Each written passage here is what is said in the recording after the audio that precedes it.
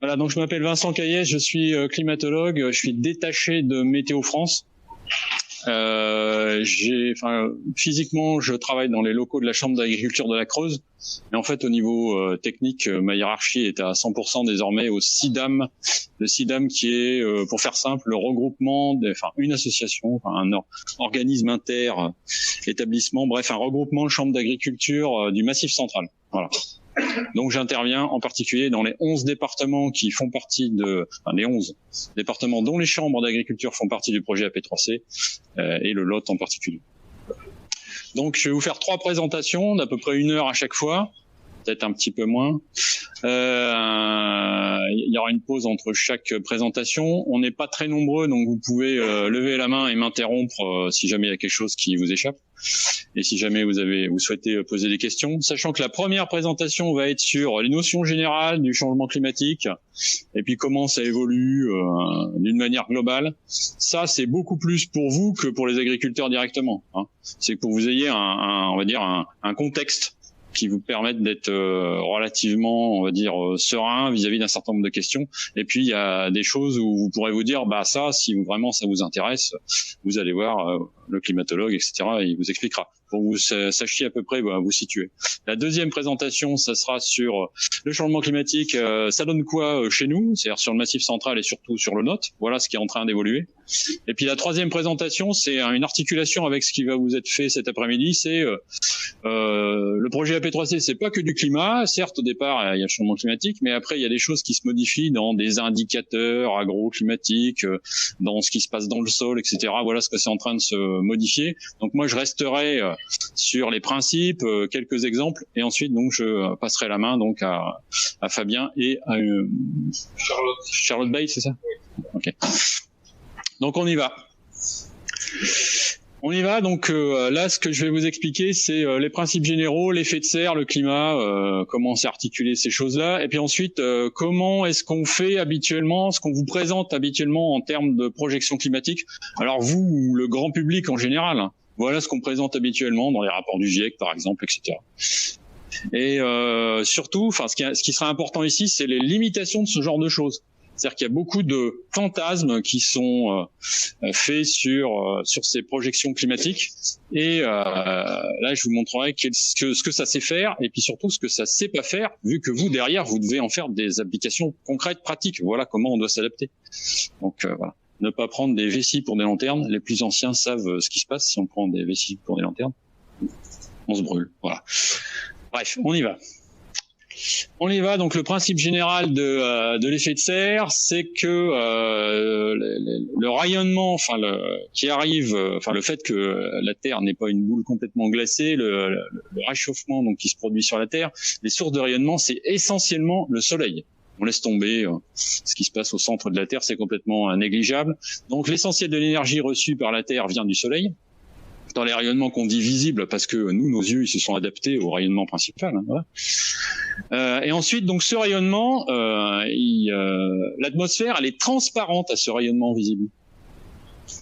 C'est pour ça qu'on voit bien le soleil, et il y a juste un tout petit peu de diffusion de la lumière solaire, et c'est pour ça que le ciel est bleu et pas complètement noir. Mais bref, l'essentiel de l'énergie solaire arrive sur Terre, donc soit capté par les nuages, et quand il n'y a pas de nuages, c'est capté par le sol. Et l'atmosphère donc n'est pas réchauffée directement par le soleil parce qu'elle est quasi transparente à ce rayonnement. Par contre, le sol, en se réchauffant, rien ne se perd, rien ne se crée. Il émet du rayonnement, et comme le sol terrestre est beaucoup moins chaud que le soleil, il émet des rayonnements dans des longueurs d'onde beaucoup plus longues qu'on appelle les infrarouges. Et c'est ce que vous pouvez vous ressentir, surtout dans le sud du Massif central, quand vous avez une belle journée bien chaude. En soirée, le soleil s'est couché, vous passez à proximité d'un mur qui a été exposé à l'ouest, il vous cuit le mur. Bah ça, c'est le rayonnement infrarouge, vous le sentez directement, quoi. Voilà.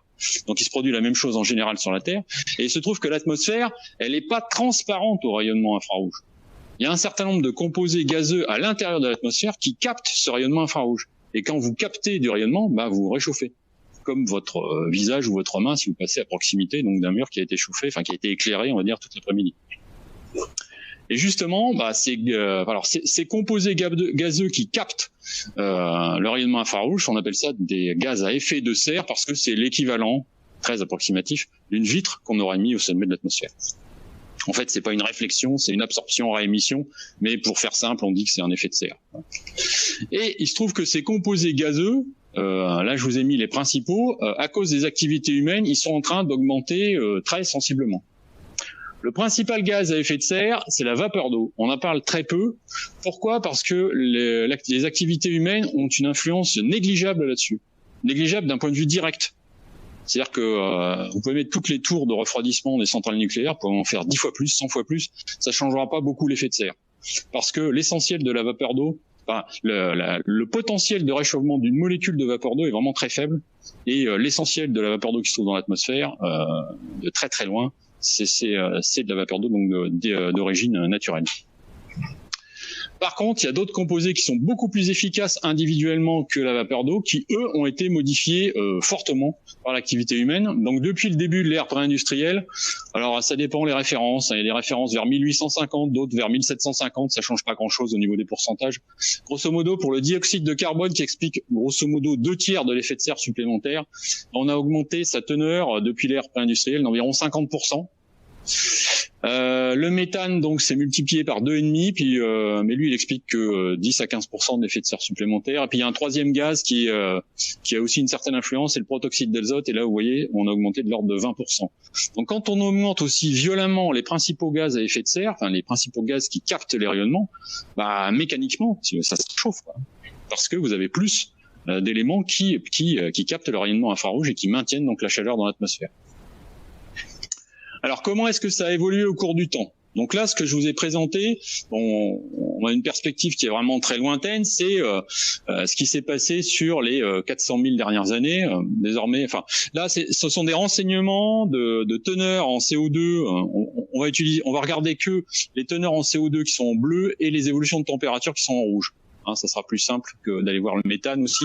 Donc ça faisait il y a une vingtaine d'années déjà qu'on a des informations qui sont fiables et précises sur ce genre de phénomène. On voit une correspondance qui est quasi parfaite entre les teneurs en CO2 de l'atmosphère en bleu et les évolutions de température. Voilà. Par contre, ces correspondances parfaites, il faut vérifier l'échelle de temps sur laquelle ça se fait. En gros, chacun des points, là, si on regarde les points individuels, il est distant du suivant et du précédent d'environ 1000 ans. Alors désormais, on est un peu plus précis que ça, parce que ça fait 20 ans qu'on a fait ce genre de graphique. Désormais, on sait que approximativement, il faut 4 siècles et demi entre le pic de teneur en CO2 dans l'atmosphère et le pic de température. Voilà les échelles de temps. Donc dès qu'on arrive à ce genre d'échelle de temps, on a une correspondance qui est très forte entre la teneur en CO2 et la température. Ce qui veut dire que le changement climatique, c'est pas un effet de mode. Vous voyez, l'équilibre. Déjà, on n'est pas encore au pic de teneur en CO2 de l'atmosphère. Hein. Chaque année, on continue d'augmenter. Je vais vous présenter des diapos derrière. Mais une fois qu'on y sera à ce pic de teneur en CO2 de l'atmosphère, si on y arrive, il faudra attendre un certain nombre de siècles avant que la température se stabilise. Donc voilà, c'est pas un effet de mode. Vous en entendez parler, vos successeurs en entendront parler, enfants, petits-enfants. Comment ? C'est que dans 450 ans, on s'en fout un peu, c'est ça ? On peut voir ce genre de choses. On peut aussi voir le fait que si on prend pas des... Alors nous, AP3C ne parle pas d'atténuation, mais je veux bien en parler un peu.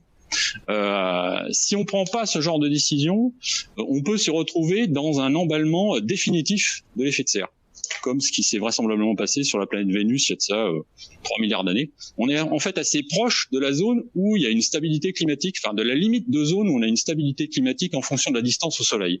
Donc faut pas trop s'amuser. Voilà. Donc les pics de chaleur qu'on peut avoir maintenant, oui, c'est ce qui provient de ce qui s'est passé il y a 450 ans. Voilà. Non, parce que c'est très progressif. La totalité du signal, vous l'avez au bout de 4 siècles et demi. Mais vous commencez à avoir une réponse du signal en quelques dizaines d'années, ça suffit. Hein. Et je pourrais vous le montrer juste derrière. Mais la totalité du signal, oui, il faut... Donc là, et en plus, vous avez la correspondance entre les teneurs en CO2 et les températures. C'est facile. Alors, qu'est-ce qu'il y a ? Les teneurs élevées de CO2, alors jusque très récemment, c'était naturel, évidemment. Enfin, très récemment. un siècle, on va dire, mais à cette échelle-là, un siècle, c'est rien. Donc des teneurs teneur en CO2 élevé, température élevée, teneur en CO2 basse, température basse. Ça, c'est facile à comprendre. Ensuite, qu'est-ce qui se passe donc en termes, en correspondance d'échelle, entre ce qui est basse température, on appelle ça les aires glaciaires ou les âges glaciaires, et les zones de forte température, forte teneur en CO2, on appelle ça les âges ou les aires interglaciaires. Et on voit sur ce graphique que les âges interglaciaires, ce qu'on est en train de vivre, grosso modo depuis 6000 ans, c'est pas courant sur le climat de la Terre. Voilà. L'essentiel du temps, on le passe en âge glaciaire. Hein. Et bref, donc 100 ppm de CO2 partis par million volume. Voilà. Donc c'est comme si vous preniez les pourcentages, mais que vous divisiez par, ça va être 100 000, un truc comme ça. Bref, c'est très peu dans l'atmosphère, mais c'est très efficace en termes de gaz à effet de serre. Et 100 ppm en plus, ça fait grosso modo 10 degrés en plus. Facile. Alors là, c'est au niveau de l'Antarctique, c'est un peu plus fort que la réaction moyenne du globe. La réaction moyenne du globe, avec 100 ppm en plus, selon les estimations, c'est entre 6 et 8 degrés. Voilà. On a pris plus de 100 ppm. Exactement. Donc là, la teneur pré-industrielle, on était approximativement 200 ppm.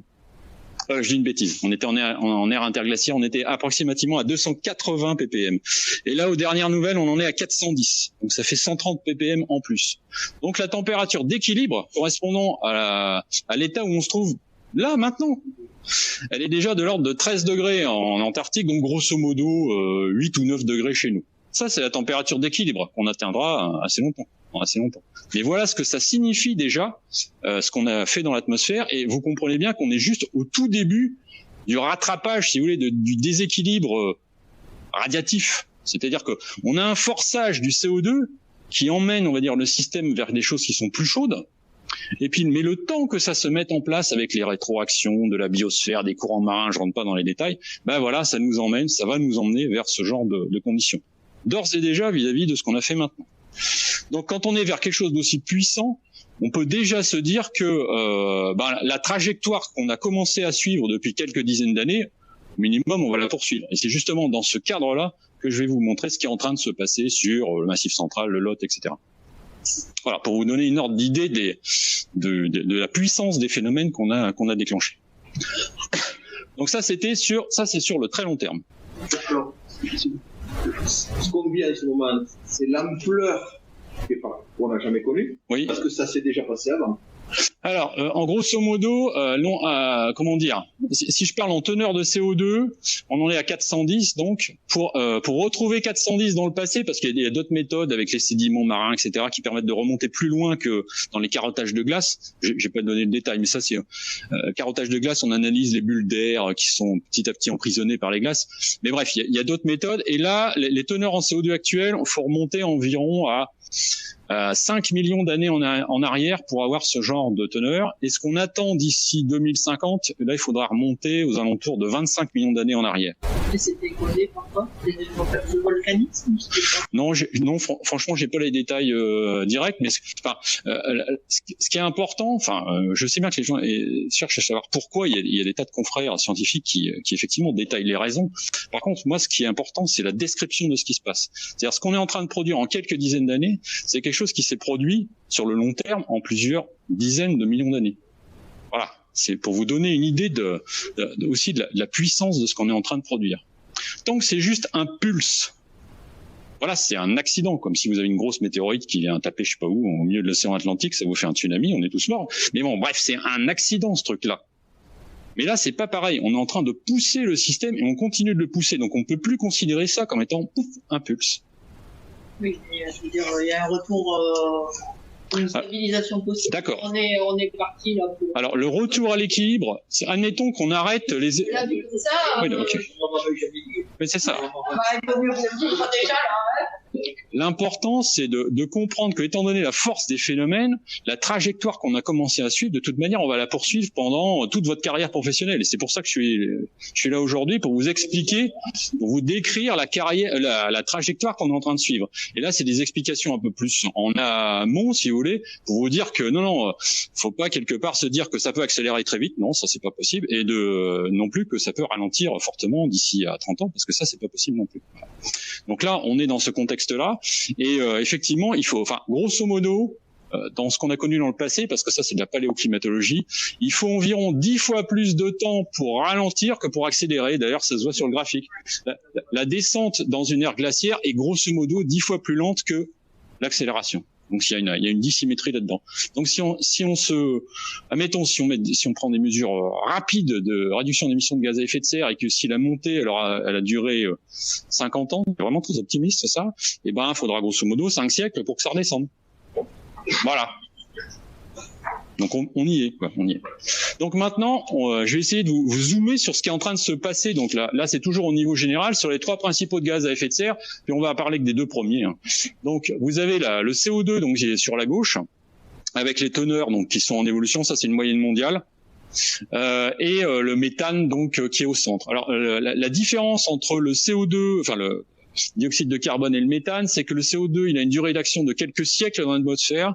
Il réagit très très peu d'un point de vue chimique. Alors petit à petit, il se condense en carbonate, machin, mais c'est très très lent. Tandis que le méthane, il est plus réactif chimiquement, donc il peut disparaître plus vite aussi de l'atmosphère. Donc il reste, la durée d'action moyenne, c'est quelques décennies dans l'atmosphère. Par contre, il a un potentiel de réchauffement à échelle d'un siècle qui est approximativement 30 fois plus fort que le CO2. Voilà. Mais comme il est en teneur beaucoup plus faible, finalement, c'est quand même essentiellement le CO2 qui impose donc le renforcement de l'effet de serre. Alors, ce qu'on peut regarder, c'est que, depuis 1990, la courbe du CO2, ça continue de monter, et même si on regarde un peu de côté, là, même de face, ça commence à bien se voir, c'est pas linéaire, c'est en accélération. C'est-à-dire que non seulement chaque année, on augmente la teneur en CO2 de l'atmosphère, mais on accélère. Et jusque maintenant, y compris avec les COP 21, 22, 23, je crois qu'on en est à 26, 27, je sais plus. Voilà, donc on est en accélération de l'évolution de la teneur en CO2 de l'atmosphère. Ça, c'est la réalité, ça, c'est pas du discours politique, ça, c'est de la réalité de ce qui est vécu dans l'atmosphère. Ce sont des mesures physico-chimiques. Alors le méthane, au début des années 2000, on était arrivé à une sorte de plateau, justement parce qu'il y a une combinaison chimique qui est assez rapide. On était arrivé à un équilibre, une stabilisation qui est quand même 2 fois et demi supérieure à la teneur naturelle, mais quand même on était arrivé à une stabilisation. Et puis donc depuis 2007 environ, on est reparti en hausse, vraisemblablement accéléré depuis 6-7 ans, et puis dans 2-3 ans on pourra vérifier que ça accélère encore un peu peut-être. Ça c'est dû à quoi? C'est dû à 2 phénomènes. Un qui est entraîné par le changement climatique, c'est le début de relargage de tout ce qui est contenu dans les sols gelés, et vous avez une espèce de mélange d'eau et de méthane qui on appelle des clatrates. Bref, c'est dans les régions arctiques, vous avez des choses qui commencent à dégazer. Et l'autre cause qui est majoritaire pour l'instant, c'est tout ce qui est extraction de pétrole, de roche-mère, gaz de schiste, etc. Il y a des fuites, il y a beaucoup de fuites, et les fuites, c'est des fuites de méthane. Donc ça renvoie du méthane directement dans l'atmosphère. Donc on réaccélère la teneur de méthane dans l'atmosphère. Donc voilà ce qui est en train de se produire. On est encore aujourd'hui dans une accélération de la cause du changement climatique. Alors il y a des effets qui sont d'ores et déjà visibles. Et visibles en quelques dizaines d'années seulement. Là j'ai pris l'exemple de la température sur la Courtine, c'est sur le plateau de Millevaches au sud de la Creuse, à 760 mètres d'altitude. L'intérêt, c'est que il y a une série de températures qui est relativement longue. Ce qu'on avait donc jusqu'au milieu des années 70, avant il y avait des fluctuations, enfin je le sais pas directement sur la Courtine, mais il y a des stations qui sont plus anciennes, sur Paris, etc. On remonte jusqu'au XVIIe siècle. Il y avait des fluctuations, donc vous aviez des pentes, et ça c'est important, la notion de pente, qui était de l'ordre de 1 à 1,5 degrés par siècle, ou si vous préférez 0,10 à 0,15 degrés par décennie. Voilà, des pentes relativement faibles. C'est lié à des rétroactions avec ce qui se passe dans l'océan Atlantique, c'est-à-dire que vous avez une sorte de pulsation qui dure une demi-pulsation qui dure 30 ans. Enfin, voilà, donc ça réchauffe, ça refroidit, ça réchauffe, ça refroidit, etc. Donc ça, c'était naturel. Mais depuis, donc, c'était essentiellement naturel. Mais depuis donc le milieu des années 70, on est déjà sur une pente plus forte et surtout plus durable. Parce que précédemment, ça durait 30 ans, une trentaine d'années, ça atteignait difficilement 40 ans. Là, on en est déjà à 45 ans et puis on s'attend à ce que ça continue. Voilà. Donc, il y a des choses qu'on observe déjà assez nettement, en particulier sur les températures moyennes annuelles. Les choses évoluent vite. Sur les températures, on peut considérer que ça correspond à un décalage du climat vers le sud, ou le climat du sud qui remonte vers le nord, de 100 à 150 km tous les 10 ans.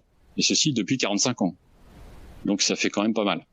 Donc il y a des végétaux qui s'en rendent bien compte. C'est les végétaux qui durent tout ce temps-là, c'est-à-dire les arbres. Voilà. Donc j'ai rien prévu sur les arbres spécifiquement, je crois pas. Mais voilà, c'est des problématiques qui sont très fortes pour les forestiers, ça. Le fait qu'on est dans une pente forte et durable.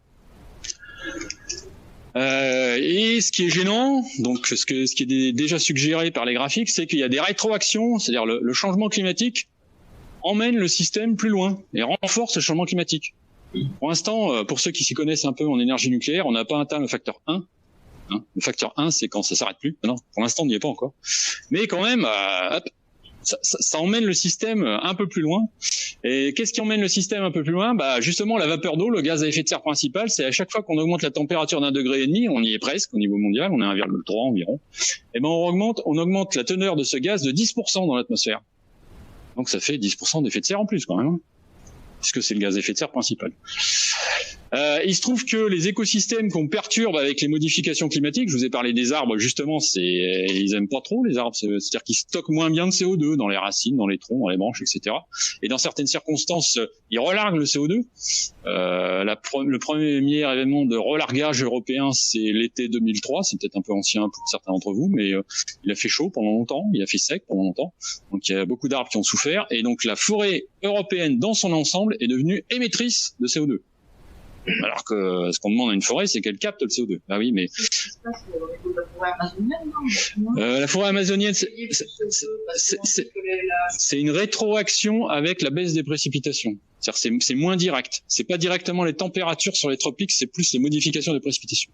Oui. Ce qui explique, Vincent, c'est que en période de stress hydrique et de chaleur importante, la photosynthèse s'arrête, donc il n'y a plus de captage de CO2. Par contre, les végétaux continuent à respirer. Donc, il relargue du CO2. Et du coup, le bilan devient négatif. Et à la limite, si vous allez vraiment loin, le végétal, il meurt. Donc, il fonctionne plus, quoi. Et il y a eu des dépérissements définitifs, voilà, y compris dans mon entourage en 2003. Donc, il y a des haies qui sont parties, il y a des arbres qui sont partis, voilà. Même si c'était pas massif, mais quand même, on perçoit ce que ça peut donner, quoi. Donc, le stockage de méthane, je vous en ai déjà parlé. Bah ouais, c'est sensible à l'élévation de température, ce genre de choses. Vous avez la terre qui fond en Arctique en particulier, donc ça relargue du CO2 et du méthane. Alors, c'est plus gênant le méthane parce qu'il est 30 fois plus efficace. Mais... Voilà, donc voilà, les rétroactions, elles ont déjà commencé parce qu'on a déjà perturbé le système de manière sensible.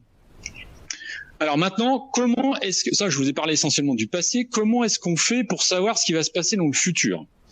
Alors la manière la plus courante de présenter ce genre de choses, c'est d'utiliser à la base des modèles météorologiques. C'est-à-dire qu'on découpe l'atmosphère en petits cubes. Alors c'est pas vraiment des cubes, hein, c'est des trucs un peu tordus, etc. On les découpe en petits morceaux. Et puis donc à l'intérieur de chacun des petits morceaux là, qui va dans l'atmosphère, mais aussi dans le sol superficiel et dans l'océan superficiel, on applique les différentes lois de la physique, tout ce qu'on peut.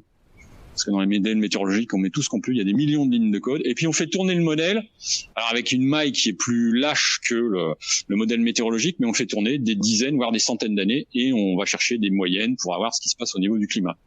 Voilà, c'est le schéma de principe, c'est l'utilisation de modèles météorologiques. Et qu'est-ce que ça donne ces modèles météorologiques, enfin ces modèles climatiques, donc d'évolution globale? Bah, voilà un exemple sur la température moyenne mondiale qui est extrait du dernier rapport du GIEC, celui qui est sorti donc en août de l'année dernière. C'est pour ça que ça m'a pris un peu de temps. C'est que je suis allé chercher donc tous les résultats du dernier rapport du GIEC parce que ça, je vais pas dire que ça modifie, mais ça éclaircit un peu mieux donc ce qui est en train de se produire. Là, ce que vous voyez représenté, donc la température analysée en noir et puis projetée donc en couleur. Je vais aller rapidement sur les différents scénarios d'émissions de gaz à effet de serre. Vers le futur, donc il y a une dispersion qui est relativement importante en termes d'élévation de température.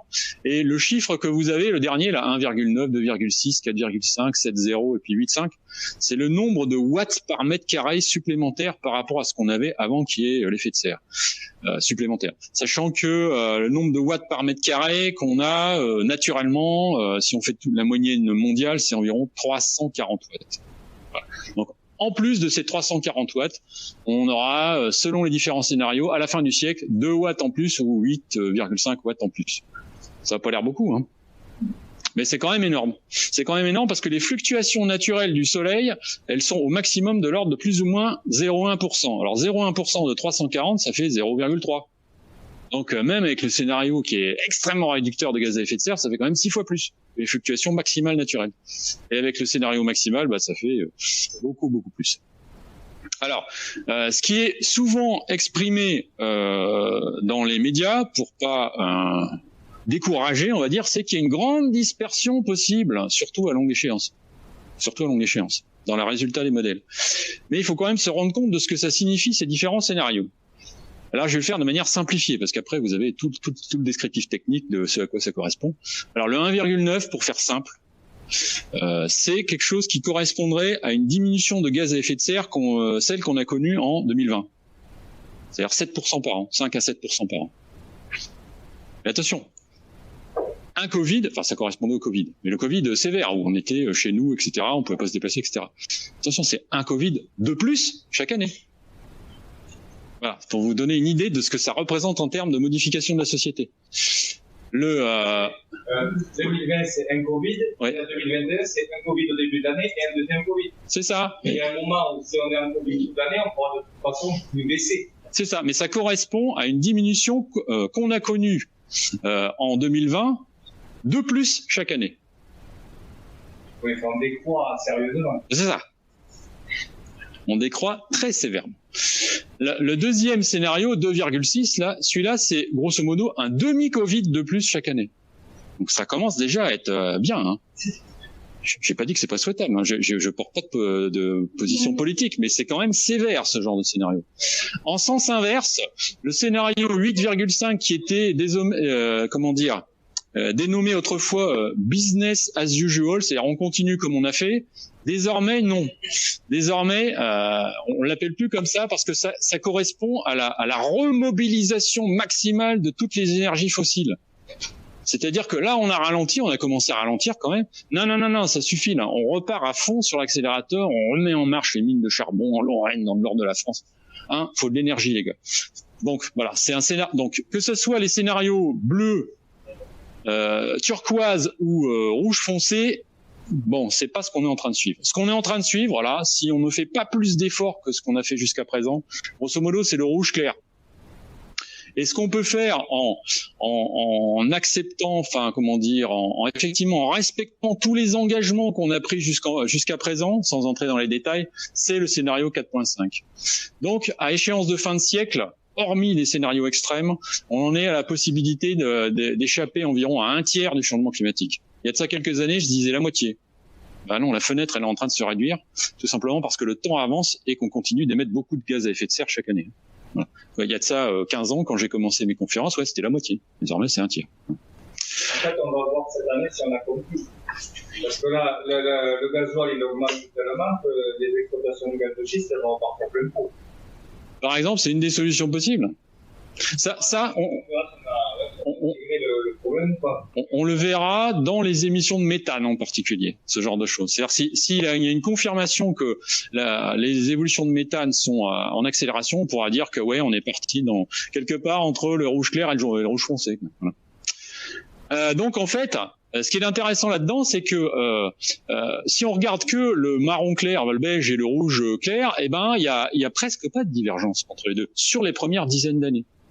C'est-à-dire que entre l'analyse, ce qui était le présent des modèles, parce qu'ils se sont arrêtés les modèles en 2014 pour cette fournée-là du rapport du GIEC, et puis le moment où ça commence à diverger un peu, là 2045, il y a au moins 30 ans. Donc pendant 30 ans, sauf scénario complètement extrême, la trajectoire, correspond à la poursuite de la trajectoire déjà engagée. C'est clair ça? Voilà, vous avez donc ce qui est commun entre rouge et beige, eh ben c'est la poursuite de ce qui a été engagé là depuis une vingtaine ou une trentaine d'années. Et c'est ça que je vais vous décrire précisément dans le zoom que je ferai dans la présentation d'après sur le Massif central et les Lot. Ce qui est vraiment engagé. Sachant que, sauf scénario extrême, ce que je vais vous présenter, ça pourra pas être modifié significativement en termes d'atténuation ou d'accélération. Ok, donc voilà vraiment ce que je vais vous montrer, c'est la trajectoire qui est en train de se produire sur votre territoire. Et cette trajectoire-là, pour les 30 prochaines années, on la connaît relativement bien et on peut pas la modifier significativement. Ça, c'est plus 2 à l'échelle de la surface du globe sur la Terre. Ouais. Plus que ça. Alors chez nous, ici là, grosso modo, c'est facteur 2 par rapport à la moyenne mondiale. Grosso modo. Mais je vous le montrerai en détail donc sur la présentation d'après. Effectivement, on est sur une pente de 4 dixièmes par décennie, donc 4 degrés par siècle, actuellement. Ce que je voulais dire, c'est 2 degrés à la surface du globe. Oui. Il y a les océans. Oui, exact. Oui, sur les continents, grosso modo, c'est 50% plus rapide que sur les océans. Et après, vous avez des considérations locales que je vais vous montrer juste après, qui font que chez nous, c'est le double de la moyenne mondiale. Et justement, je vais vous le montrer là. Donc on va commencer par les précipitations. Ça va pour la technique? Pour les précipitations, donc là j'ai choisi un scénario fort, sachant que pour le scénario moins fort, c'est pas très compliqué, vous enlevez un tiers, quoi. Voilà. Et l'intérêt du scénario fort, c'est qu'on voit mieux les choses. Parce que si je vous mets le scénario moins fort, vous auriez plus de grisé, etc. Ça sera moins net sur ce qui se passe sur la planète. Alors, ce qu'on peut voir en termes de précipitation, c'est qu'il y a des zones qui sont en train de gagner, des zones qui sont en train de perdre. Grosso modo, le système météorologique principal au niveau de la Terre, c'est ce qu'on appelle la ceinture de Hadley, c'est-à-dire une concentration des filets d'air au niveau de l'équateur. Voilà, ça fluctue un peu en fonction des saisons. Et ensuite, au niveau des tropiques, vous avez une redescente, une subsidence qui fait que il y a des anticyclones, des Açores, des choses comme ça. Donc là, vous avez peu de précipitations. Et lorsque l'effet de serre supplémentaire, on le met dedans, en fait, c'est comme quand on augmente les tourbillons dans une marmite. C'est quand on met le gaz ou l'électricité plus fort sous la casserole d'eau. Vous avez des mouvements qui sont plus rapides et plus gros. Il se produit la même chose dans l'atmosphère. Donc en fait, la zone où il y a la subsidence par rapport alors l'équateur, il est là, on n'y peut rien, il va pas changer, il est à l'équateur, il a 0 degré de latitude. Par contre, comme les mouvements sont plus forts et plus gros, la zone où ça redescend, et quand vous avez de l'air qui redescend, il est sec, il s'assèche, parce qu'en sens inverse, il faut qu'il y ait un soulèvement de l'air pour qu'il y ait condensation et précipitation. Donc dans les zones où ça s'assèche plus loin en latitude et plus fort. Et donc ça remonte par chez nous. C'est dommage. Mais c'est comme ça. Alors pourquoi est-ce que c'est pas une ligne parfaitement horizontale dans l'hémisphère sud déjà, mais surtout dans l'hémisphère nord? C'est parce qu'il y a des continents qui nous foutent le bazar. Hein. Le climat sur la Terre, s'il y avait qu'un océan, ça serait super pratique. Mais bon, on serait pas là, quoi. Là, on serait poisson, machin. Bref, donc c'est pour ça que c'est un peu perturbé, mais quand même, vous voyez que sur la façade externe des anticyclones tropicaux, on a un assèchement qui fait que les précipitations sont en train de diminuer, et il y a un effet supplémentaire dans l'hémisphère nord autour de la Méditerranée. Je n'ai pas le temps de rentrer dans les détails, mais ça remonte encore un tout petit peu plus haut, cette diminution de précipitation. C'est dommage, ça arrive jusque le sud de la France, et dans le Lot, vous n'êtes pas loin du sud de la France. Voilà. Et mais les mouvements sont également renforcés à l'équateur, c'est pour ça que vous avez plus de précipitations dans le poteau noir, pour ceux qui se souviennent de leur cours de géographie. Voilà. Et également, vous avez plus de précipitations sur les zones arctiques et antarctiques parce que l'air peut contenir d'autant plus de vapeur d'eau qu'il est chaud, donc d'autant moins de vapeur d'eau qu'il est froid. Donc s'il se réchauffe, il y a plus de précipitations potentielles. C'est pour ça que les précipitations sont en train d'augmenter dans les zones polaires, ce qui fait qu'à certains endroits, l'accumulation de la neige compense le fait que ça se réchauffe. Donc vous pouvez avoir certains glaciers qui sont en légère augmentation de masse, malgré le réchauffement, parce que les précipitations sont plus importantes. Voilà. Ça, c'est juste pour info. Donc ça, c'est en moyenne annuelle. Et juste après, j'ai fait la différence entre été et hiver.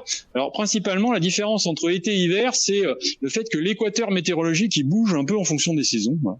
Il se décale vers le nord en été et vers le sud en hiver, parce que les saisons sont inverses. Donc là, j'ai mis hiver et été, sous-entendu chez nous, hein, l'hémisphère nord. Hein. Donc les choses soient claires. Donc qu'est-ce qu'on peut voir? Ce qu'on peut voir, c'est que la zone de diminution de précipitation, avec l'équateur météorologique, elle remonte par chez nous en été. Ce qui fait que autant en hiver, quasiment toute la France, on est en maintien, voire en légère augmentation de précipitation, surtout sur Nord-Pas-de-Calais, hein, moins sur le sud de la France. Mais en été, le signal de grande échelle du changement climatique, c'est baisse de précipitation. Je dis bien le signal de grande échelle. Parce que là, ces modèles-là, le pixel, c'est 50 ou 100 km. Hein. Vous n'avez pas de phénomènes locaux là-dessus. Donc c'est ça qu'on vous dit habituellement, c'est les précipitations, c'est un des rares trucs dont on est sûr sur la modélisation globale, les précipitations vont diminuer en été. Sous-entendu, les petits caractères en bas de la feuille, là, qu'on vous lit rarement, c'est le signal de grande échelle. Et je vous montrerai justement le signal de petite échelle qui n'est pas le même après. Voilà, donc ça c'était sur comment ça fluctue, on va dire, en fonction de la saison. Ensuite, maintenant, je vais passer aux températures, parce que hein, c'est également... Oui, alors oui, c'est la température qui augmente. Alors si vraiment ça vous intéresse, il y a des endroits où on est en limite, là, au sud-est du Groenland, parce que le courant du Labrador est en train d'augmenter de puissance, donc il ramène de l'eau froide un peu plus en latitude, mais bon, ça c'est... on peut comprendre que des gens qui habitent au sud-est du Groenland soient climato-sceptiques. Parce que là, la température, elle augmente pas, quoi. Voilà. De même que je suis allé dans, comment dire, il y a ça quelques années au Portugal. Enfin, tout ce qui est littoral, ça augmente moins vite. Donc, on peut avoir des gens qui sont honnêtement climato-sceptiques dans ce coin-là. Il y en a de moins en moins d'honnêtes, hein, franchement. Bref, voilà comment c'est en train d'évoluer, toujours dans un cadre de scénario fort de gaz à effet de serre. Et ce qu'on peut voir, c'est qu'en hiver, l'essentiel de l'augmentation de température se fait dans les régions arctiques. Alors attention, là vous voyez des augmentations de 6, 7, 8 degrés, enfin ponctuellement ça peut atteindre 10 degrés, mais même si ça atteint 10 degrés, on passe de moins 30 à moins 20. Hein. Voilà, c'est ça, ça augmente beaucoup, mais sur des températures qui sont très froides. Voilà. Donc ça augmente les précipitations. Puisque comme on augmente beaucoup les températures, il y a plus de vapeur d'eau dans l'atmosphère, etc. Et qui neige plutôt là-bas. Oui, effectivement. Donc ça augmente la quantité de précipitations neigeuses. C'est pour ça qu'il y a certains endroits où la perte de masse des glaciers est pas si importante que ça. Oui. Dans ces simulations, ce que l'on voit le permafrost comme ça, avec Sibérie, là, il y a quand même une grosse réserve. C'est pris en compte les émissions. Oui. C'est pris en compte. Alors pour être tout à fait honnête, c'est pris en compte partiellement. C'est-à-dire que la réalité observée, elle sera plutôt légèrement plus que ça, quoi. Voilà. C'est du méthane. Bien sûr, mais je peux vous assurer que c'est pris en compte. Après, on pense que c'est pas totalement pris en compte. On est plutôt prudent. Enfin, c'est normal. Si vous annoncez une catastrophe monumentale, puis finalement vous avez un moyen qui se produit, vous passez pour un rigolo, quoi. Enfin, la science fait. On avance le plus prudemment possible, quoi. On intègre des choses que si on en est vraiment sûr. Donc là, oui, ça a été intégré, la rétroaction du méthane, mais mollement, quoi. Après, il y a toute une dispersion de modèles et il y a un certain nombre de confrères et de consoeurs qui commencent à regarder les modèles extrêmes. Voilà, mais il y a aussi l'effet épouvantail. Hein. Si vous faites des grosses manchettes sur des phénomènes extrêmes, vous passez votre temps à vous demander si ça sert à quelque chose de produire de la nourriture, de faire des enfants, des machins comme ça. Enfin bref, non. Donc on regarde quand même principalement le scénario moyen principal. Alors en été, la différence, en été vous pouvez regarder l'équivalent sur l'Antarctique, hein, de forte augmentation de température, mais surtout ce qu'on voit c'est que c'est continental, en particulier dans l'hémisphère nord, et ça c'est des rétroactions avec l'assèchement des sols. C'est-à-dire qu'un air est d'autant plus facilement réchauffable et refroidissable qu'il est sec. Donc ça s'entraîne, quoi. C'est-à-dire que vous avez donc des sols qui s'assèchent, donc la température qui peut monter plus vite. Peut-être que vous avez pu faire l'expérience si vous allez en montagne, en haute montagne, vous pouvez avoir des élévations de température qui sont extrêmes si vous êtes au soleil, alors que si vous êtes à l'ombre, vous avez des effets, on va dire, de différence de température qui sont extrêmement élevés. Vous pouvez partir d'une situation où il fait moins 15 le matin et plus 15 l'après-midi, quoi. Enfin, vous avez des amplitudes thermiques qui sont extrêmement fortes parce que l'air est sec. Voilà. Et ça emmène les températures vers le haut. C'est entre autres pour la raison pour laquelle la canicule de 2003 a été extrême, c'est que vous aviez eu un assèchement dès le mois de juin. Parce que dès le mois de juin, on avait eu des températures 36 degrés, etc. Mais pourquoi est-ce qu'on n'est pas monté plus en juin? C'est parce que les sols n'étaient pas complètement secs. Par contre, quand c'est arrivé début août, là, les sols étaient complètement secs, donc il n'y a plus cet effet de tampon, on va dire, lié à la présence d'eau dans l'atmosphère, qui est l'eau, c'est la molécule qui est la plus difficile à réchauffer et à refroidir. C'est ce qui fait tout un tas de bonnes propriétés, mais bref. Quand l'air est sec, il se refroidit, il se réchauffe vite. Quand l'air est humide, au contraire, c'est beaucoup plus difficile. Voilà, donc en été, c'est continental, l'évolution des températures.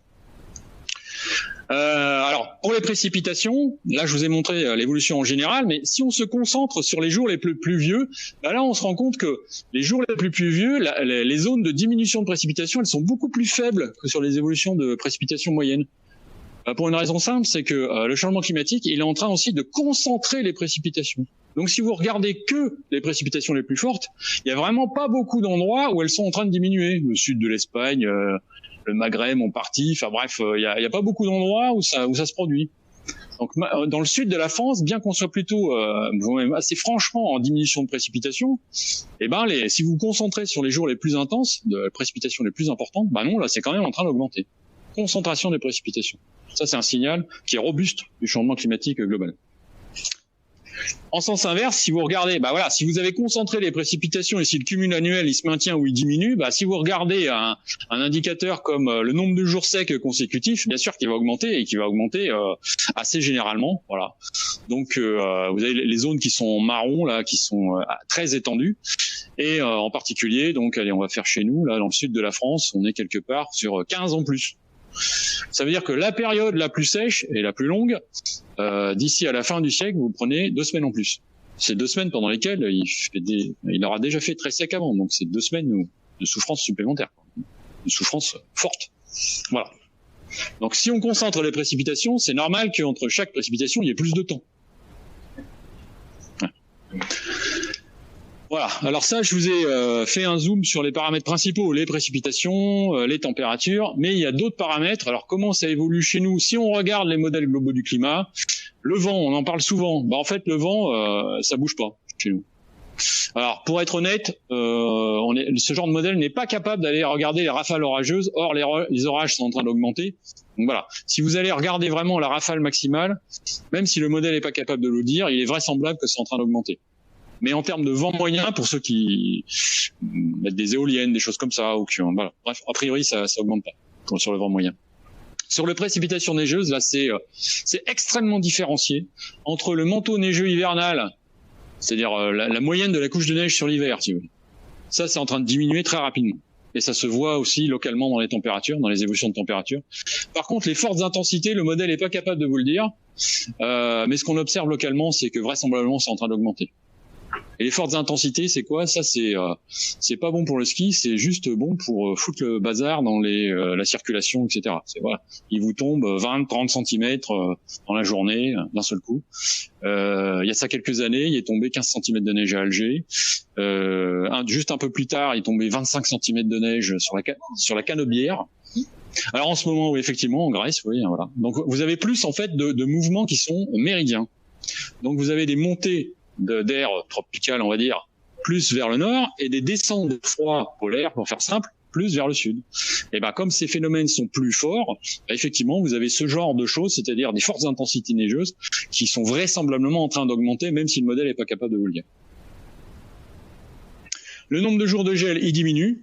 Alors après, il faut regarder, il diminue plutôt en plein hiver, après c'est un peu subtil.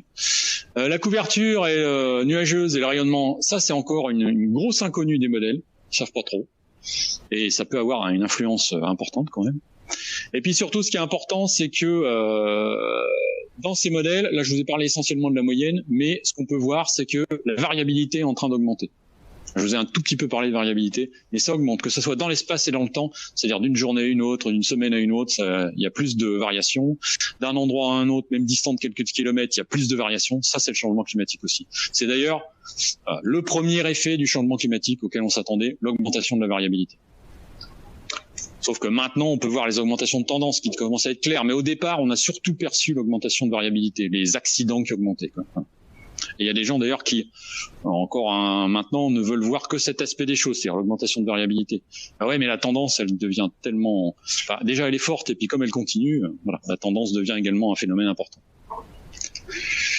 Alors jusqu'où on peut aller dans l'usage de ce genre de choses?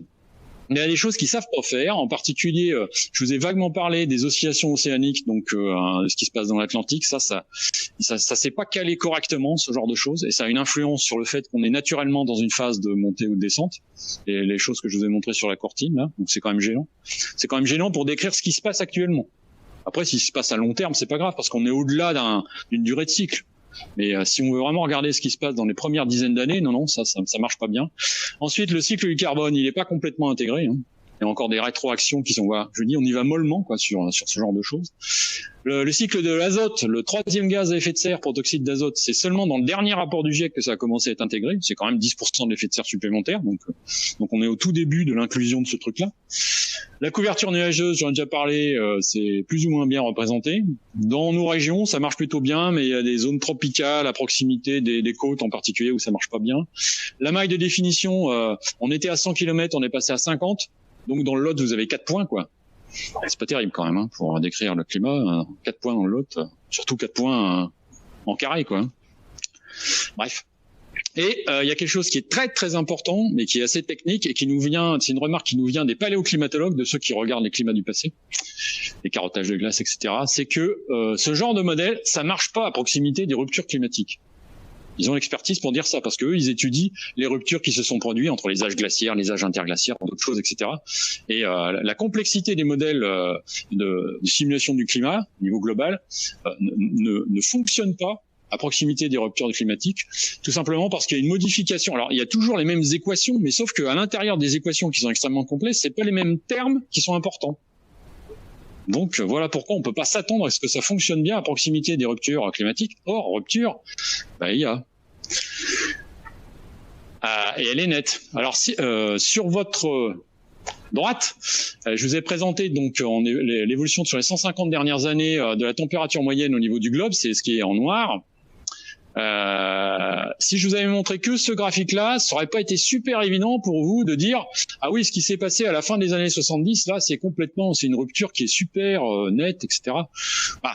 On voit bien que c'est plus fort en pente que ce qu'il y avait précédemment, mais on manque un peu de recul. Tandis que si je vous fais ça par rapport aux 2 derniers 1000 ans, là oui, la rupture climatique, on va dire, qui a eu lieu vers 1975, là on la voit de manière très nette. Voilà, on voit bien que c'est complètement différent. À la limite, celle qu'il y a eu, c'était quoi, vers 1920, là, ça aurait pu encore être un pulse, oui, c'est le premier, là. Par contre, le deuxième, et puis l'endroit où on se trouve maintenant, non. Il y a une rupture climatique violente qui s'est produite vers 1975 au niveau mondial, à tel point que le point où on est arrivé actuellement en température mondiale, on est en train de dépasser ce qui a été observé sur chacun des âges interglaciaires qui sont produits environ tous les 100 000 ans précédemment. On est en train de remonter en température, donc avec ce qu'il y avait avant l'ère quaternaire, c'est-à-dire avant la mise en place de ces âges glaciaires, interglaciaires, etc. Donc plus d'1 million d'années. Donc voilà, il y a une rupture, donc il ne faut pas s'attendre à ce que ces modèles, qui sont des modèles explicatifs, soient des modèles qui soient correctement descriptifs. C'est-à-dire qu'ils, désormais, ils savent très bien expliquer le pourquoi du changement climatique, mais décrire ce qui est en train de se passer, surtout d'un point de vue local, c'est pas leur job. C'est pas que ce soit une faute de ces modèles, c'est que c'est pas leur job. Il y a de la littérature qui explique ça, mais là c'est pas bien compris. Et là je vais passer maintenant un peu de temps justement à vous montrer ce qui se passe si on prend des vessies pour des lanternes. C'est-à-dire si on utilise directement les informations générales d'un point de vue opérationnel sur le terrain. Ok. Donc là, je vais peut-être faire un petit point d'arrêt. S'il y a des questions sur les principes généraux du changement climatique, la modélisation globale, je vais peut-être les prendre maintenant. Et après, je vous détaillerai, on va dire, les problèmes qu'on a si on utilise brutalement, on va dire, ce genre de modèle. Ça va, ça a été posé au cours. Bon, alors on y va. Qu'est-ce qui se passe? Voilà, les limites d'utilisabilité. Alors, comment dire, c'est pas aujourd'hui qu'on dit ça, et il n'y a pas que moi qui dis ça. Il y a de ça une dizaine d'années, il y a un article qui est paru dans une revue scientifique à comité de lecture, etc. Donc c'est passé complètement inaperçu pour le grand public, pour les politiques. Qui expliquait quoi? La température sur l'Europe de l'Ouest, ça augmente beaucoup plus rapidement que ce qu'on en attend. Sous-entendu que ce qu'on en attend avec ce qu'on regarde avec les modélisations classiques. Voilà. la température, la tendance de température, elle est plus importante. Ça a été fait donc, c'est un article qui est sorti donc dans les Pays-Bas et c'est valable sur l'ensemble de l'Europe de l'Ouest. Et puis 3 ans plus tard, là dans un document qui est disponible, qui est en français, qui est disponible en ligne, c'est le livre vert Climator. Climator, ça vous dit quelque chose pour les plus anciens? Un programme de l'INRA qui est le premier, je pense, au niveau national, s'est préoccupé de l'adaptation de l'agriculture au changement climatique.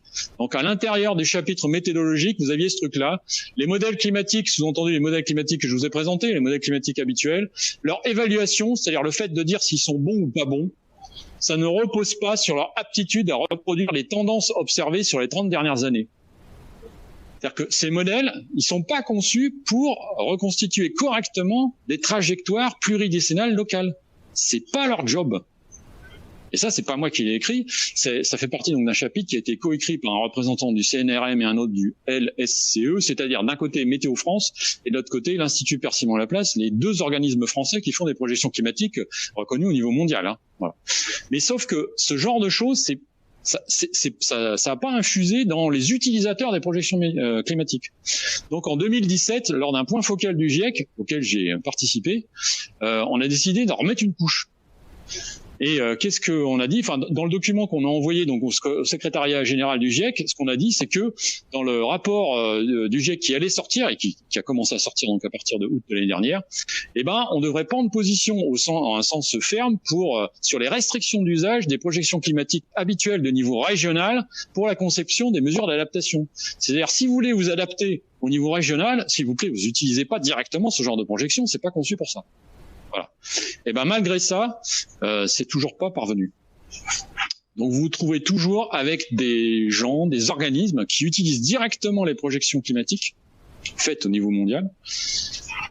Et ce sont des choses donc qui ne correspondent pas à ce qui est en train réellement de se produire localement. Et c'est d'où l'intérêt, on va dire le démarrage du projet AP3C, c'est d'avoir des projections climatiques qui sont compatibles avec ce qui se passe sur le terrain. Alors qu'est-ce qui se passe si on ne fait pas attention?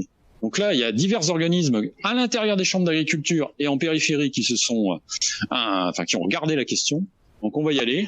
Donc ça, là j'ai sorti ça, c'est le projet Dordogne 50. Ça peut vous intéresser parce que ça concerne le nord de votre département. Je sais pas s'il y a des gens qui auraient travaillé dessus. Alors, c'était donc il y a de ça 3 ans, et ils souhaitaient impérativement donc Dordogne 2050 que nous, en tant que projet AP3C, on participe à leur projet. Sauf que dans leur atlas qu'ils avaient sorti précédemment, ils nous ont sorti ça, c'est-à-dire l'évolution de la température observée là sur Bordeaux, Mérignac, et puis les projections correspondantes. Donc on n'avait pas envie de répondre parce que nous, notre but, c'est pas nécessairement d'aller dire aux gens ce que vous faites c'est mal, etc. Nous, on se contente de faire des choses qui sont effectivement compatibles avec ce qui se passe, mais les autres, s'ils veulent pas, c'est leur responsabilité. Mais ils ont très lourdement insisté. On a eu 3 relances par mail, 2 relances par courrier. Enfin, vous voyez, vraiment, ils voulaient qu'on participe. Donc à un moment, on a dit stop, on va vous expliquer pourquoi on participera pas à votre projet. Alors voilà, ce qu'on a fait, c'est qu'on a rajouté les 2 dernières années supplémentaires sur Bordeaux-Mérignac et on a juste tracé une droite horizontale. Donc le climat actuel, c'était 2018 il me semble, c'est quelque chose que dans les modèles habituels, en scénario moyennement émetteur, vous le retrouvez vers 2070 et en scénario fortement émetteur, vous le retrouvez vers 2050. Donc désolé, on va pas travailler sur quelque chose où en regardant jusque 2050 ou 2070, vous êtes en dessous du climat actuel. Est-ce que c'est clair, ça? Voilà. Donc on a dit stop. Bon, et il y a eu d'autres exemples c'est pour vous dire que désormais, avec des éléments assez facilement compréhensibles par des gens qui n'ont pas une formation en statistique, on peut se rendre compte du problème, on va dire. Nous, on a produit de la documentation, donc j'assume. Et là, ce qu'on a produit, c'est donc sur la Courtine en Creuse, j'aime bien la Courtine. Ce sont alors ça, c'est des évolutions de température selon les 4 saisons, donc hiver, printemps, été, automne, et puis un rappel annuel au bout. Le point rouge sont les observations, donc lancées depuis 1980. Et puis les petits traits bleus, ce sont diverses simulations, les simulations principales à l'époque du CNRM, donc Météo France et de l'Institut Percival-Laplace. Et donc ce qu'on peut voir, c'est que entre les trajectoires qui sont simulées et les trajectoires qui sont observées, il y a quand même une différence. Et la différence la plus importante, c'est au printemps. Or, nous, en agriculture, ce qui se passe au printemps, c'est très important. Donc on peut pas se permettre d'utiliser des modèles dont la trajectoire d'évolution de température au printemps est grosso modo 3 à 4 fois plus faible que ce qui se passe réellement. Voilà. Donc ça, c'est ce qu'on a produit. Ensuite, donc, c'est parvenu donc jusqu'aux oreilles de la PCA, parce qu'il y avait il y a un correspondant, donc je sais pas quoi, climat, quelque chose au niveau de la PCA. Il a dit on comprend pas, nous on s'est lancé dans un autre projet là, à part de la P3C qui s'appelle Climat 21, et on voit pas vos histoires de divergence entre observation et projection. Et voilà le graphique qu'ils nous ont demandé d'expertiser, enfin qu'ils m'ont demandé d'expertiser au mois de juillet 2018, il me semble. Donc là, c'est les observations qu'on obtient dans un système qui s'appelle Oracle. Donc Oracle, vous en avez un en Occitanie, je crois. Oracle s'occupe d'observation, donc il n'y a pas de remarques, de critiques vis-à-vis de ça, c'est observé, point. Et là, donc les projections qu'on utilise dans Climat 21, et franchement, on voit pas de... Bon, d'accord, il y a une petite différence, mais je veux dire, ça va dans le même sens, votre truc. Enfin, on comprend pas ce que vous nous racontez sur ces divergences. Alors moi, ce que j'ai dit, c'est deux choses. Premièrement, vous avez la ligne donc qui est en tiré vert, là, ça a la même apparence, ça a le même affichage que la ligne qui est en tiré noir, sauf que c'est pas la même signification. La ligne verte, je suis à peu près certain que c'est une régression linéaire. Voilà, c'est une droite qui passe au milieu des points. La ligne noire, c'est pas une régression linéaire. Alors, je sais pas comment elle a été tracée, ça m'intéresse pas de savoir. Mais c'est bon, ça va arriver. Mais pourquoi ça peut pas être une régression linéaire? Parce que la droite ici, au début, là, elle est beaucoup trop haute.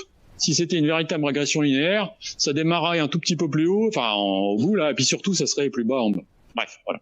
Donc je lui ai dit, puis en plus là, vous séparez ce qui est du futur proche et du futur lointain. Or le futur lointain, on peut avoir une différence entre les différents scénarios d'émissions de gaz à effet de serre. Donc on va regarder uniquement le futur proche jusqu'en 2050. Ça tombe bien. L'essentiel des préoccupations des agriculteurs sur le terrain, c'est quand même les 30 prochaines années. Ce qui va se passer à la fin du siècle, c'est pour les enfants, les petits-enfants. D'accord, c'est une préoccupation citoyenne, mais c'est pas une préoccupation opérationnelle. Donc moi, je vais recommencer le travail de régression linéaire, mais uniquement avec vos projections jusqu'en 2050. Et voilà ce que ça donne.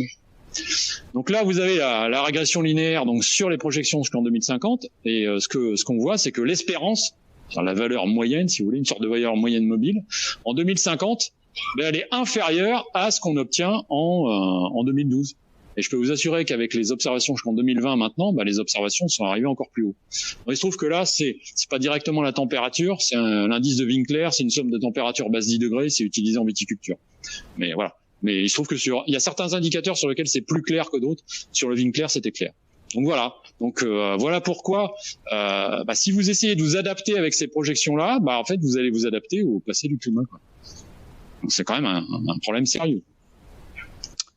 Il y a d'autres collègues qui ont perçu qu'il y avait un problème, par exemple les chambres d'agriculture de Grand Est et de l'Aube, qui ont donc sur un même graphique, bon là c'est le nombre de jours très chauds, supérieur à 30 degrés, c'est très chaud dans le nord de la France, chez vous ça va peut-être pas très chaud, mais bref.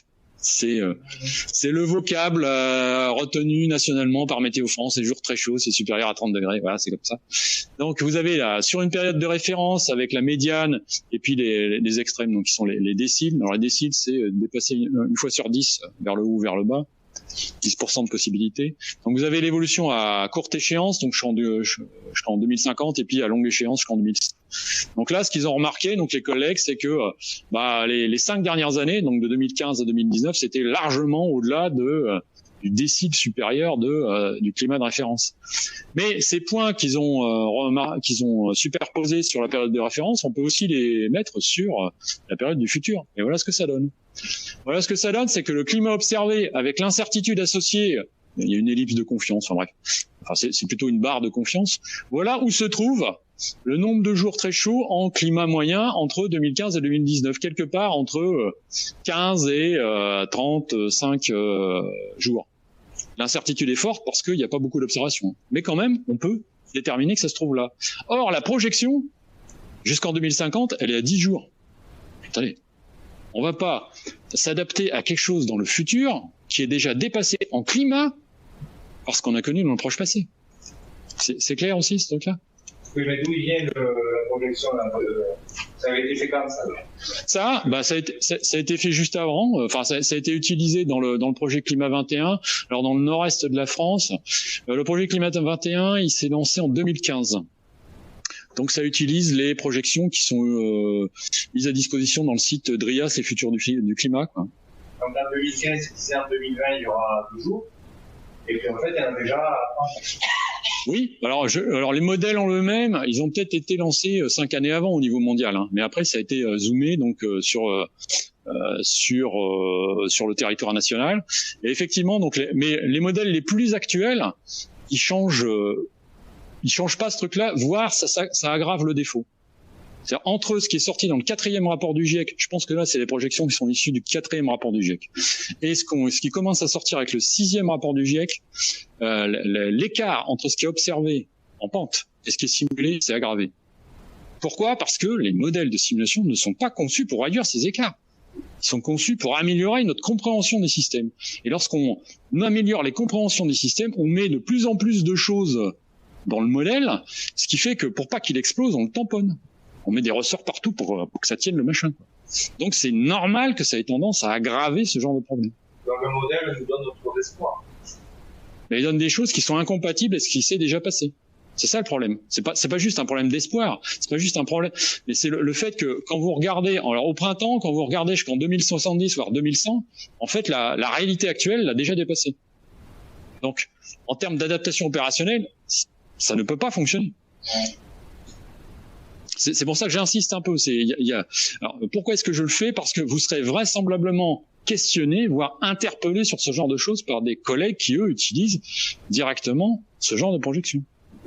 Donc, vous passez la frontière et vous n'avez pas la même réponse, quoi. La frontière départementale. En particulier, vous êtes en limite de la Dordogne, du Lot-et-Garonne, des gens qui utilisent ce genre de projection, quoi. C'est pour ça que c'est important. C'est pour ça que j'insiste.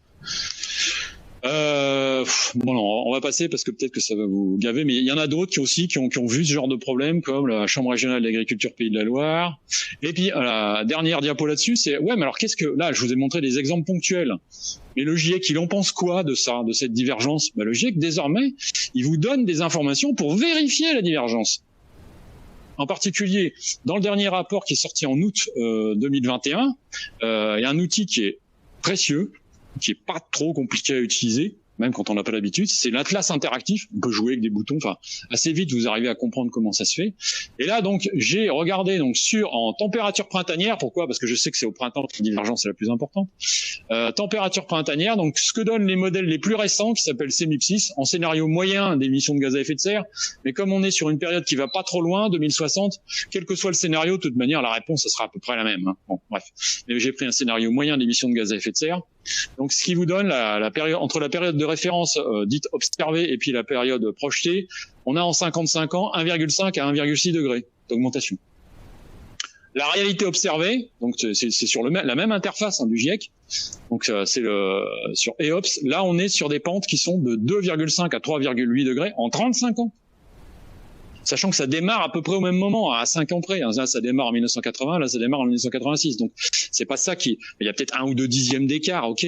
Parce que le GIEC nous donne pas la possibilité exacte de démarrer au même moment. Mais bref, c'est très peu semblable et ça ne change pas le fait que ce qu'on a observé réellement en 35 ans, c'est bien plus rapide que ce qui est simulé en 65. Ce qui fait que pour que ça soit compatible d'ici à 2060, les observations et les simulations, c'est-à-dire des gens qui voudraient utiliser les simulations directement, il faudrait que la température elle baisse de 1 à 2 degrés d'ici 2060. C'est complètement ridicule, c'est incompatible avec la physique de l'atmosphère. Il peut y avoir peut-être des légères modulations, mais il peut pas y avoir une baisse des températures d'ici 2060. C'est absurde. Donc oui, le GIEC, il est parfaitement conscient de ce truc-là. Et il en remet une couche pour dire, s'il vous plaît, utilisez pas directement ce genre de choses. Voilà. Nous, ce qu'on utilise, en fait, on utilise quand même ce qui est analysé dans les modèles, mais on les utilise de manière relative. C'est-à-dire les modèles, ce qu'ils nous disent, c'est que, alors là, c'est l'évolution de la température moyenne au niveau du globe. Vous avez donc l'analyse qui est en noir, c'est voilà la tendance qui est engagée, et vous avez les projections vers le futur. Donc là, vous voyez que les différentes projections sont mélangées sur une bonne trentaine d'années, qu'on soit en scénario faiblement ou fortement émetteur de gaz à effet de serre. Et il se trouve que par hasard, et on utilise ce hasard, on peut, la prolongation de la tendance engagée, c'est le minimum vraisemblable de l'évolution vers le futur. Donc c'est exactement ça qu'on a utilisé dans la P3C, la prolongation de la tendance observée. Pourquoi ? Parce que les travaux scientifiques nous disent que c'est le minimum vraisemblable de ce qui va se produire au moins pour les 30 prochaines années. Alors, si jamais on vous interpelle, enfin, si jamais ça vous intéresse vraiment ce genre de choses, bah, vous avez de la documentation technique sur le site du projet AP3C. Et si jamais on vous interpelle sur le fait que, ouais, mais ce que vous faites, c'est pas validé scientifiquement, je vous ai mis une liste de colloques scientifiques pour lesquels on a proposé des communications qui ont été acceptées par un comité de sélection. Ça s'appelle des publications en revue. Ou il y a un autre, il y en a un où j'ai été invité, enfin peu importe.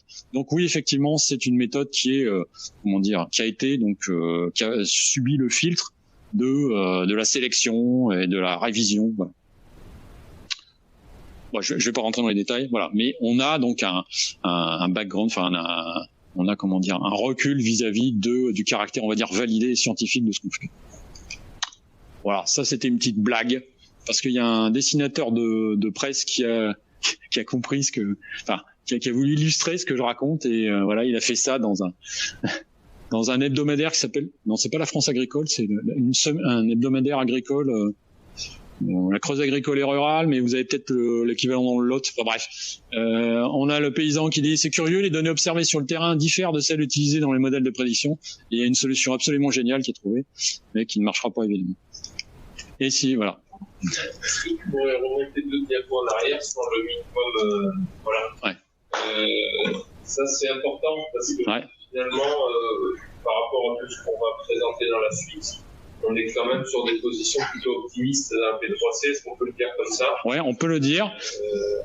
Est-ce que ça peut être pire que ce que projette la P3C? Alors, il se trouve que on a de la chance, on peut le traduire en termes de contraction temporelle. Par rapport, nous, on fait les projections jusqu'aux échéances 2050. Et le pire qu'on pourrait avoir avec le même niveau de probabilité en contraction temporelle, c'est que c'est une contraction d'environ 1/3. C'est-à-dire ce qu'on projette vers 2050, ça soit plutôt 2040. Ça, c'est le pire. Mais on n'a pas trop envie d'en parler. Pourquoi? Parce que déjà, ce qu'on vous présente jusqu'en 2050, qui est la réalité, est bien plus raide que ce qui est présenté habituellement. Donc, c'est une marge d'escalier, si vous voulez, qui est déjà assez élevée. Donc ça, c'est un positionnement politique. On a dit non, on va parler uniquement de la trajectoire minimale vraisemblable. C'est déjà suffisamment dur comme ça. Et puis une fois que tout le monde se sera bien lancé dans l'adaptation à la trajectoire minimale, bah peut-être qu'on verra si jamais ça évolue un peu plus vite. Est-ce qu'on fait des incertitudes tout à l'heure, on a dit qu'il y aura plus d'orages, plus de vagues neigeuses. Oui. 2021, on verra que plus de 1000 mm d'eau. Alors que d'habitude, on est à 800, 850. Oui. Là, j'ai l'impression que le mois de janvier qu'on se tape, on l'a pas vu depuis des années. Alors, est-ce que c'est une exception? On l'avait entendu, le point glaciaire, mais pourquoi il n'y en aurait pas chaque année? Alors, ce qui est important, c'est que nous, on fait 10 000 projections. Donc, on arrive à l'intérieur de nos projections, qui sont toutes vraisemblables, non seulement en trajectoire moyenne, mais aussi en dispersion et en évolution de dispersion par rapport à ce qui s'est produit dans le passé. Donc, on voit évoluer ce genre de phénomène. Alors, pour être exact, on a fait donc pendant 6 mois, j'ai eu le droit à une partie robustesse du modèle, c'est-à-dire jusqu'où on peut dire des choses. Enfin, il y a des phénomènes vraiment extrêmes sur lesquels on peut pas aller. En particulier, les extrêmes de précipitation quotidienne. C'est-à-dire, voilà. On peut parler d'événements rares de sécheresse, d'accord. Ça marche bien. Par contre, de parler d'événements rares, de très forts cumuls quotidiens, non, ça marche pas. C'est-à-dire que nous, la limite en précipitation quotidienne, avant qu'il y ait vraiment de dispersion, c'est 20 mm. Donc, les projections AP3C ne peuvent pas traiter directement de problématiques de ravinement, par exemple. Ça, c'est une limite, faut le savoir. En ce qui concerne les températures, on peut aller 13 degrés au-delà de la température moyenne des mois d'été. Donc, alors dans le Lot, ça va haut quand même. Hein. Dans le Lot, on traite correctement les températures jusque 38 à 41 degrés. Mais entre 45 et 50, non, on voit pas la différence parce qu'on n'est pas spécialisé sur les événements extrêmes. Voilà. Par contre, une sécheresse décennale, on la voit bien. Mais un cumul exceptionnel sur un jour, on le voit pas bien.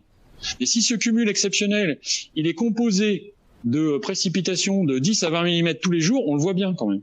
Je sais pas si je suis clair. C'est-à-dire s'il y a 250 mm dans le mois et que on n'a jamais dépassé fortement 20 mm sur chacun des jours, on le voit bien. Mais par contre, si c'est concentré en une seule journée, un événement extrême, on n'aura pas la bonne probabilité. Non, mais comme on voyait qu'il y avait plus d'eau, ouais, il va faire plus chaud, mais en fait, si je prends 80 mm toutes les 3 semaines, okay. Je comprends, mais après, je vais vous détailler, on va dire, sur le massif central, ce que ça peut donner en termes de bilan hydrique et de choses comme ça, quoi.